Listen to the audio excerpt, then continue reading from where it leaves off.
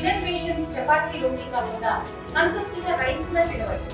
Doctor rice, sugar free rice, doctor rice, diabetic rice, sugar pension బియ్యం, doctor rice. 2014 Telangana రాష్ట్రం ఏర్పడిన తర్వాత తెలంగాణ రాష్ట్రం ఏర్పడిన వరకు సాగు చేసేటువంటి రైతాంగం ఎవరైతే ఉన్నారో అక్కడ వరకు మనం రైతులకి భూములు ఇవ్వాలి అనేటువంటి ఆలోచన మనం అధికార యంత్రాంగం కోఆర్డినేషన్తో సాధ్యమైనంత వరకు 4,03,369 పట్టాలు ఇవ్వడం జరిగింది. ఎకరాలకు పట్టాలు ఇవ్వడం జరిగింది.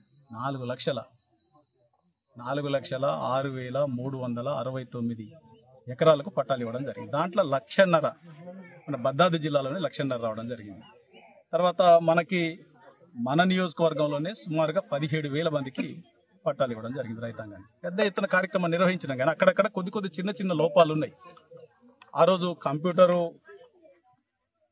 కంప్యూటర్లో ఫీడ్ చేసేవాడి లోపమా, లేకపోతే ఫారెస్ట్ అధికారులకి, రెవెన్యూ అధికారులకి కోఆర్డినేషన్ లేక సర్వే లోపమా ఏమనేది తెలియదు. కానీ ఎకరం ఉన్నది అని చెప్పేసి అప్లికేషన్ పెడితే ఇప్పుడే మీ ముందు చూసిరు అంతా కూడా. అట్లాగే చాలా చోట్ల జరిగింది. అట్లనే 10 ఎకరాలు ఉంటే 1 ఎకరం పట్టా వచ్చింది. ఇక్కడ ఎకరం ఉంటే వారు 2 గుంటలు పట్టా వచ్చింది. చిన్నవి జరిగినాయి. యాజ్ ఇట్ ఈస్ గా మళ్ళీ మన తెలంగాణ గవర్నమెంట్ వస్తే అటువంటి ఎక్కడైతే లోపాలు జరిగినాయి అవన్నీ కూడా సరిచేద్దామని చెప్పేసి కూడా చెప్పడం జరిగింది. దానికి తోడుగా ఒక 200 కోట్ల రూపాయలు 3 ఫేజ్ కరెంట్ కూడా మంజూరు చేయడం జరిగింది. 3 ఫేజ్ లైన్ కూడా లాగడం జరిగింది. కొన్ని చోట్ల ఇంకా పూర్తి కాలే, కొన్ని చోట్ల కంప్లీట్ అయిపోయింది. మాక్సిమం కంప్లీట్ అయిపోయింది. ఇంకా డబ్బులు సరిపోదు అంటే ఇంకొక 200 కోట్లు కావాలంటే కూడా కేసీఆర్ గారు ఇంకొక 200 కోట్లు కూడా ఇస్తా, కాంతారావు మీకు ఏం ఇబ్బంది లేదు, గిరిజన రైతుల్ని, ఆదివాసీ రైతులను కాపాడుకుందాం అని చెప్పడం జరిగింది.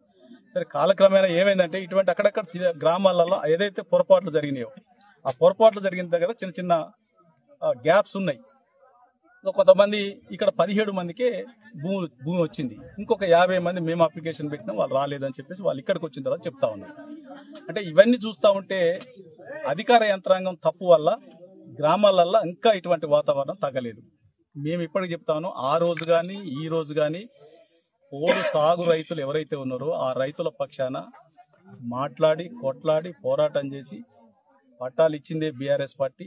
మళ్ళీ పోరాటం చేయడానికి కూడా సిద్ధపడతా ఉన్నాం. ఎక్కడ కూడా ఏ రైతుని కూడా వదిలిపెట్టేటువంటి ప్రసక్తే లేదు అని చెప్పేసి మేము చెప్తా ఉన్నాం, తెలియజేస్తాం. దాంతోపాటు నేను ఒకటి ఏం చెప్తాను అంటే, ఆ రోజు కాంగ్రెస్ ప్రభుత్వ పెద్దలు అబద్దాలు, మాయమాటలు, మోసాలు, గ్యారంటీ కార్డులు ఇంటింటికి ఇచ్చిర్రు, మేమిచ్చిన పట్టాలు చల్లవని రకరకాల ప్రచారం చేశారు. మేము మళ్ళీ పట్టాలు ఇస్తామని ప్రచారం చేశారు. మరి ఏమైంది మీ పట్టాలు ఇచ్చేటువంటి వాగ్దానం అని చెప్పేసి అడుగుతా ఉన్నా నేను. ఎందుకు మళ్ళీ పట్టాలు ఇయ్యరు ఇటువంటి రైతులు? వాస్తవంగా ట్రైబల్స్ వీళ్ళంతా కూడా అర్హత కలిగినటువంటి వాళ్ళు, మరి వాళ్ళకి ఎందుకు మీరు పట్టాలు ఇవ్వరు అని చెప్పేసి అడుగుతా ఉన్నాం. వాళ్ళు గ్రామ సభలో మేము దరఖాస్తు పెట్టుకున్నాం అని చెప్పేసి వాళ్ళు చెప్తా ఉన్నారు. మనకి పట్టా రాలేదు, ఫారెస్ట్ వచ్చి దున్ననిచ్చే పరిస్థితి లేదు, దున్నకపోయేసరికి పంచాయతీ.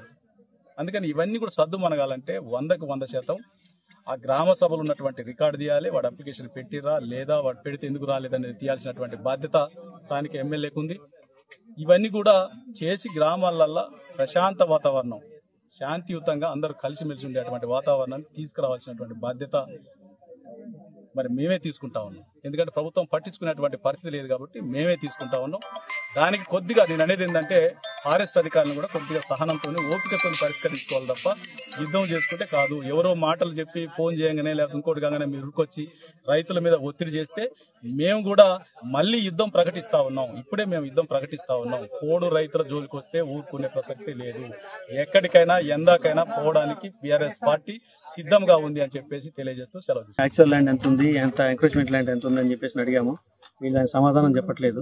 అయితే వీళ్ళకి ఆర్ఎఫ్ఆర్ పట్టాలు తీసుకొచ్చి ఒకసారి తీసుకురామని దాని ప్రకారం సర్వే చేద్దామని కూడా అడిగాము. దానికి కూడా వాళ్ళు ఒప్పుకోపోయేసరికి మేము ఆర్డీఓ గారికి అప్లికేషన్ పెట్టి తీసుకొచ్చి దాని ప్రకారం సర్వే చేయడానికి వచ్చాము.